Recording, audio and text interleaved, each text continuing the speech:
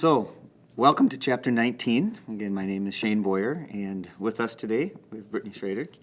Brittany is going to be covering Chapter 19 along with me, and we're just going to keep going back and forth. And so I'm going to kind of kick it off and let you kind of go kick off with the first point of Chapter 19. Okay. Chapter 19 was all about international advertising and promotion and kind of the pros and cons and what to be aware of with that. Mm-hmm. So the first learning objective within that was examining the importance of international marketing and the role of international advertising and promotion. So I was just wondering, what is the importance then of international marketing? Well, international marketing right now with the global competition, companies are getting bigger, and there's a lot of important facts that we'll cover throughout this chapter. But the trade, when we're talking about the trade deficit and imports and exports, that's a big part of it. But the companies are starting to realize that there are limited opportunities within the country, within the United States. And many of the European countries, they're relatively small, so they need to go international and go broad. And so even here, like within the United States, there's markets that the companies can serve in other countries. And in order to, because of the size of some of these companies, some of these smaller companies need to compete against like Japan and United States and China. So a lot of these smaller ones have to find their niche markets, within there. And so they're finding it is really just a necessity that they've got to do it. And out of the necessity, the whole flattening of the earth is, people are flying all over the country, and companies are doing business in all these different countries. And so, the advances of technology have really helped that, and they've cut down a lot of the obstacles that they used to. There's still the whole shipment process, from China. A lot of times it takes some time, and they'll sit in the cargo and on the boats and in the docks for a long time. But still, it's cheaper to produce in other countries and ship and kind of back and forth. So those are a few of those things. And but as you look at the companies and how they're getting diversified, their price point is a lot lower. So they're taking away a lot of the domestic, where it might cost more money. And so American companies that they realize that they need to shift just from where they're at in their local communities, states, countries, and continue to grow across the globe. So those are some of the reasons, and so as you look on that slide that we had up on there, those first parts, the stagnation of the domestic markets, company survival, growth and profit opportunities, and then the trade balance. Those are the main importance of those international markets. Okay. The next learning objective that was within Chapter 19 was reviewing the various factors in the international environment and then how they influence advertising and promotion decisions. So just a couple basic ideas off of that was just that many companies have run into the challenges with developing and implementing advertising and promotion for international markets. But when a company promotes their product or services abroad, there's obviously going to be advantages and then problems, but they face some unfamiliar marketing environments. And within those different countries, there's different sets of values, customs, patterns, habits, and then just different purchasing motives as well. Yep.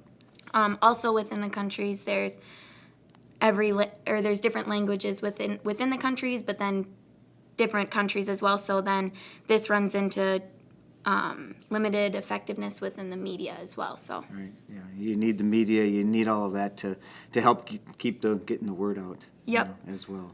So then I guess my question for you is, what are the main factors that need to be considered when advertising a product or service internationally? Okay. On this next slide that we have, if you look at this, the economic environment, the different stages of economic development, infrastructure, standard of living, per capita income, distribution of wealth, currency stability, and exchange rate. Those are all aspects of the international or the economic environment, I should say, and that's the first one. And so the first one really is the economic environment. So we've really got to look on how countries or how the infrastructure is needed to conduct business in these markets effectively. There's future aspects in there of consuming for the different markets, and so where they can be sold in other countries. That's a big part of it. And so economic reasons, sustainable growth, where are the opportunities of growth? And you look at some countries that just can't support it, and the markets that are there. So some companies might not go into countries because of the infrastructure that's around it. And so that economic impact is really important. Well-established companies have an easier time getting into some of those emerging countries, but there's a slow process there as well. So the economic part is a big part of it. The second one is the demographic environment, and so if you look at the demographic environment on this next slide, the size of the population, the households, the age. Education levels, employment rates, those are all very important. And as you look at that, so the demographics of a company, do they match up with the demographics of a company and country? I keep getting them mixed up here a little bit, but the demographics of a country, how do they match up with the demographics that the company is trying to reach? So this data that's provided by the demographic, they'll help provide an insight for the companies. Okay, this is a market we need to go into. And finding those lifestyles, and so then they can plan their whole ad plan around these demographics. So the first two, economic development, and then the third one is the cultural environment. And then on this next slide, that you'll see is the language, the lifestyles, and you mentioned the language a little bit earlier. Values, norms, those are all very important. What's taboo in that country? What can you say?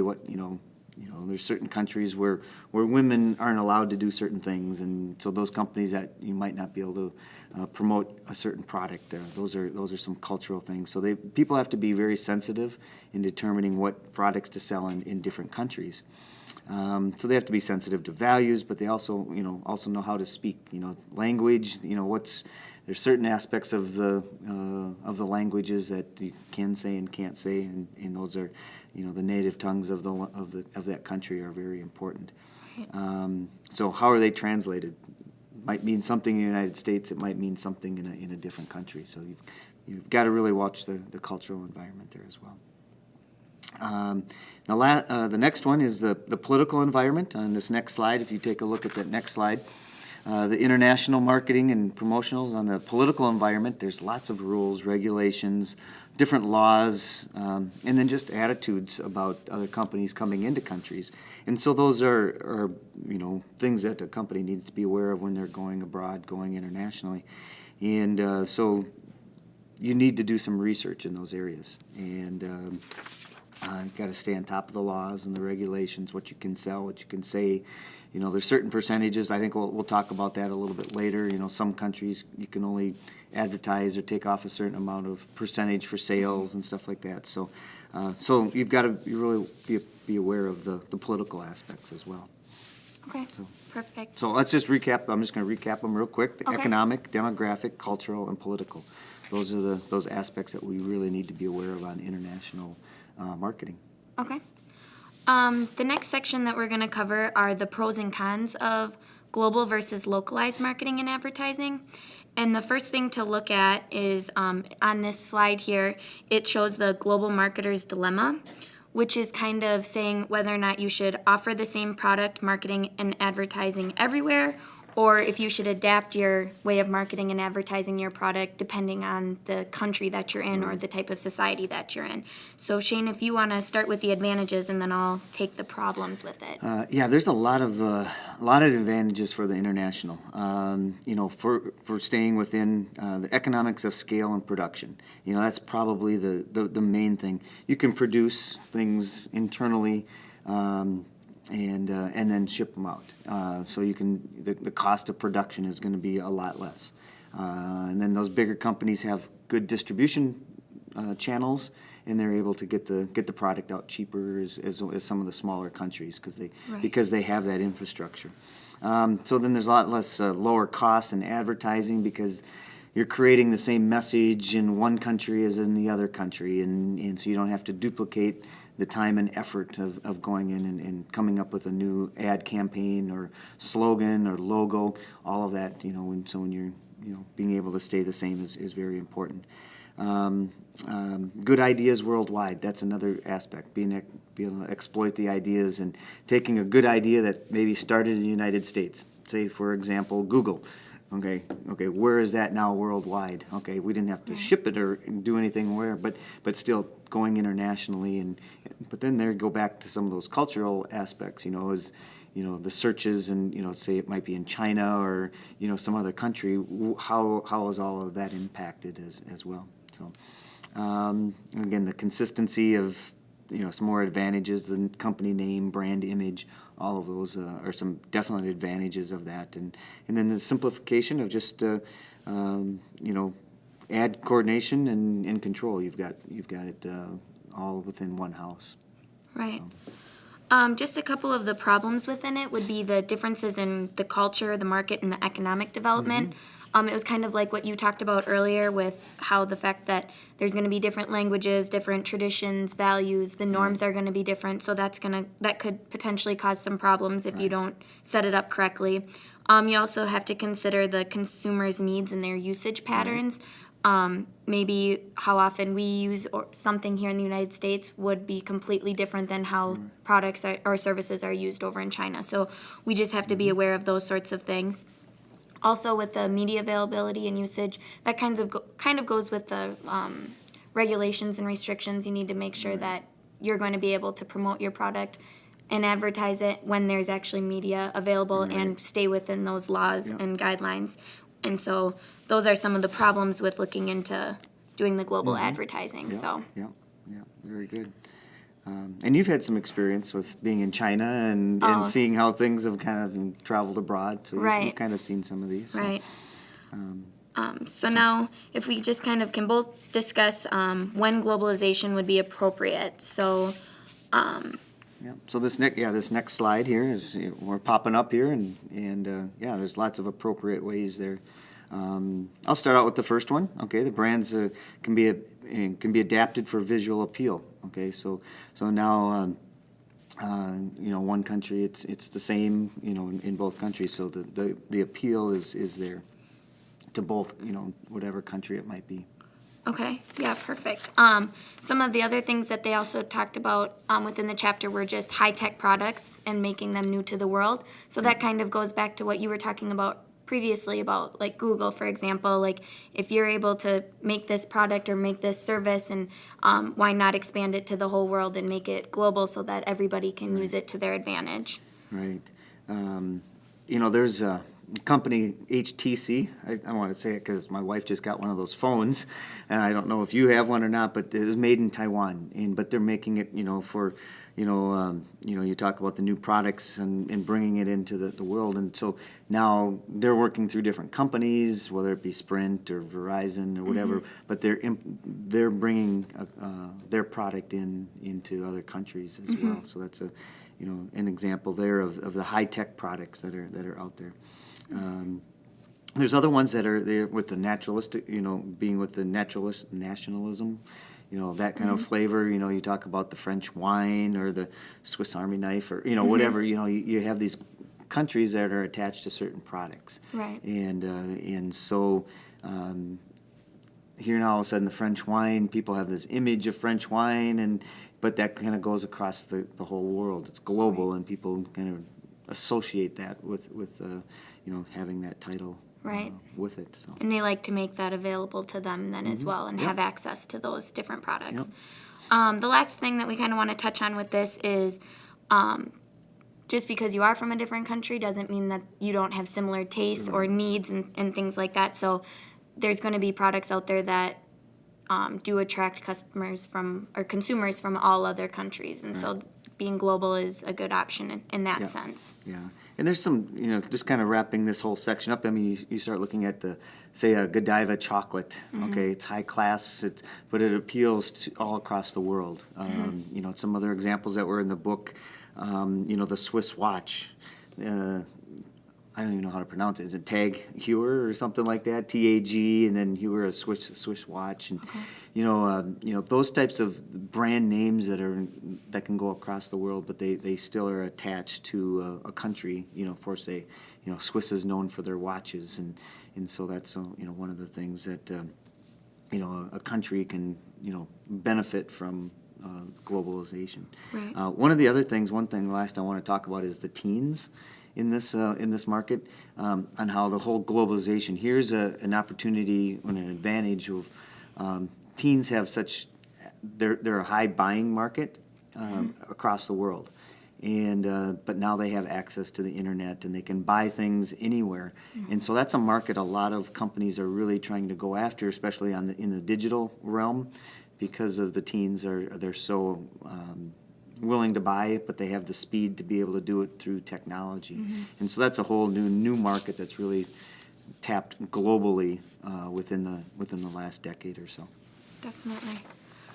The next learning objective within the chapter was to examine the various decision areas of international advertising. Yep. So the main thing they touched on was centralization and decentralization in advertising. So what is the difference between those two? The centralized office is, say you have a company, let's go back to the Google a second for an example. Okay, United States, where is their home office? Okay, are they going to be, and I don't know if they're centralized or decentralized, but they started in one location and they do all their advertising from there. Okay, so if they want to advertise in Switzerland, okay, all of that comes out of the headquarters in California, okay, or wherever it might be, and so that's kind of the centralized. Wherever the main company is, all of those advertising, marketing decisions are made at that home office. Whereas the decentralized, that allows companies that say have an office, say 3M, another example of a 3M product, okay, Minnesota-based company, but 3M Canada or 3M.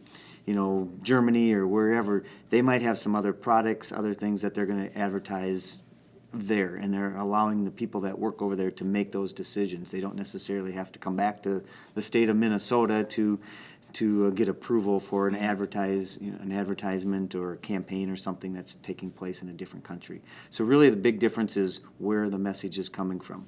The main office in the country, or does the main office allow the branch offices to make those decisions?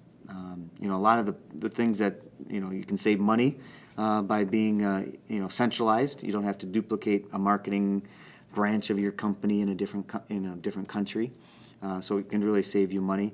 But then on the flip side of that, a lot of times that centralized office seems it's too rigid. So you don't know what we're talking about in our country. It's different rules, different things. You can't make those decisions, and so there are some pluses and minuses for both the centralized and the decentralized, type of it's basically putting the faith in that. If you're decentralized, you're putting the faith in that local market where that company's at. Right. It did talk a little bit in the book about how a lot of companies, just because there's pros and cons to both centralized and decentralized, have kind of moved and combined the strategies together. So could you just kind of tell me what the combination strategy, how that would work then? The combination is, you look at that centralized or that centralized office, working with an office in a different area where they might have a centralized campaign for the whole company, but that decentralized office or that one that's in that country is able to tweak it a little bit to where they want to go. And they still want to stay pretty consistent, but there's some of that regional, local marketing that might need to take place for that specific one. So there are some, in the managers, there might be an ad manager that's here in wherever that company is. They might fly over there and work with the people that are over there to really work on the message to make sure it stays consistent, but yet changed it enough to go. So that's where the international travel comes in within companies. So you might have the international marketing person flying to different countries to work with those decentralized offices. Okay, so it just allows a little bit more flexibility and stuff Yep. with that. Okay, perfect. The last objective within the chapter was to understand the role of other promotional mix elements in the International Integrated Marketing Communications Program. So some of those were the sales promotions, the public relations, and then the digital media. Yep. So if we just kind of go back and forth and we'll break it down a little bit. So with sales promotions, they have to consider the economic development. That was the first thing. So with that, it's just making sure that you're using promotional tools that would that don't increase the product beyond what the consumer is capable of purchasing. Some examples that they gave in the book to avoid this would be free samples or demonstrations. That might make a good example, or make a good option for the company, instead of having to do some sort of a promotion that would cause the price of the product to have to be jacked up really high, where the consumer wouldn't be able to purchase it. Yeah. So it's just like you said, especially in those developing countries, they need to stay cheap. Can't add other things in there that are going to make it. One other aspect to that is the literacy rate. Within those countries, is it going to increase? The cost of something by changing messages and stuff like that within the countries. Right. So then, if you want to touch on market Yep, maturity, the marketing then maturity. It's a lot easier to break into a mature audience, and I think I had mentioned that before. But the consumers, they need to be aware, of the product, something new, and so sampling the high value coupons and in those aspects, very similar to what you said. That might be easier that needed to be taken into consideration in a less mature market or a developing country. It's easier for those big brand names to be effective in those types of areas. okay. So, and then consumer perception. Yeah, with consumer perception, you just have to make sure that you're aware of whether certain consumers will actually take advantage of the promotions that you are having, or whether it be coupons or sweepstakes. I know one example of this in the book was with Taiwan. They have very low levels of use within using coupons, whereas the United States uses a lot of them. Taiwan actually has a negative attitude towards the idea of coupons and sweepstakes in general. They don't want to use them, they have a bad attitude or a negative attitude towards them. So there's no point in putting them into the product. Yep. Yeah. So and you can even break it down even further. You said it kind of on the general level, but even within, say, the women in those countries might not use the coupons as much or look down on for that, and that's that segmentation of looking at each level, and so you can take that consumer perception as a country or even within a country, to say women or certain demographics within those countries. The trade structure is another aspect of this that we need to be aware of. Retailers in certain countries, you need more time to process coupons and in different aspects, and that's going to raise the cost. And so you need to be aware of that structure. They might not have the capabilities of running certain promotions, or and say where stores are really small in certain countries, they just don't have the space to advertise more or put out more products or point of purchase aspects. That you just can't do that, and so some of those promotional that might be taking place in one country, you just can't do in other countries because of the structure, whether it be number of people working, the knowledge base, or even just the physical structure of being able to display things or get things transported. Right. Products. The next aspect of it would be the regulations. With that, we just need to make sure that we're conscious of the legal restrictions that there are within other countries. Some countries ban contests, games, lotteries, all those sorts of things. So you need to make sure that you're aware of what you're allowed to do within the other countries as far as promotions go. And then also with that, making sure that you you might have to develop a separate type of promotion within the different countries just based on what their values are or how they promote things in other countries. Yeah, very good. So, Yeah, and I think we kind of mentioned this earlier. I just, Japan, you can't go less than 10% sale, or Right.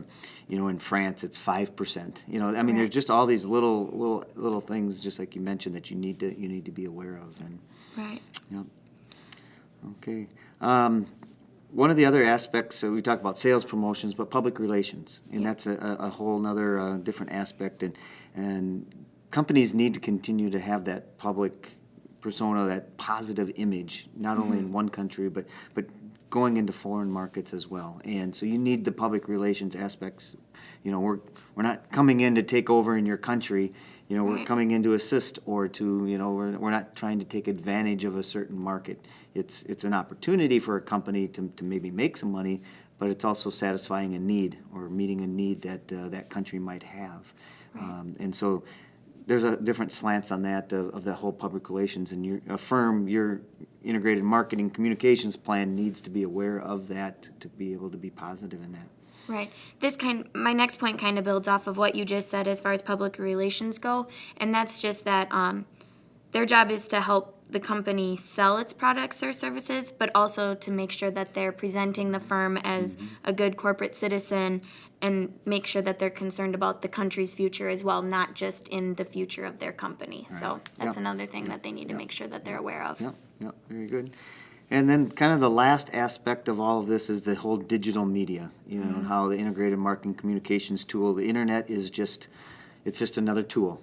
And but the marketers, just keep promoting their company and their brands, and so you can have a website and anybody in the world can access that. And so you Right. need to really work and be aware of the digital media that's out there, to build their brands and engage in that whole e-commerce aspect. So the digital one is definitely important. Right. Off of that as well, the marketers also have been making websites that are just specific for a certain region or location, which then allows them to be able to tailor the information based on who they're providing it to, and which consumers are going to be seeing these. And so then it can look towards what that certain location's needs are, their interests, and then kind of tailor it towards that. So it makes it very easy with the internet being able to make those changes with different websites. Yeah. So Okay. Yeah. Very good. And then just kind of wrapping all of this up with the marketers using the whole social media. It's a digital revolution. It's going to continue, and the use is going to keep getting bigger. And so companies need to embrace the global aspects, and utilize the digital media as well. So if you look at the whole international aspect that we just talked about, there's so many elements, but we mentioned it earlier. Everything's becoming flat. The world is flat. It's everybody can go anywhere. Pretty much jump on a plane and go over Right. and check out a new market, and then pretty soon there's a ship shipping that product over into that region. The internet allows things to happen a little faster. You can order something, put it in the mail, and it's shipped to you in the next day, or two, depending on if you need it FedEx. Right. I mean, the internet is part of the global expansion. And so we just need to be aware of the laws and the regulations and cultural differences as we continue to grow in a global market. right. Okay. Well, very good. Thank you. And it was a good conversation on international business and marketing. Thank you. Okay. All right.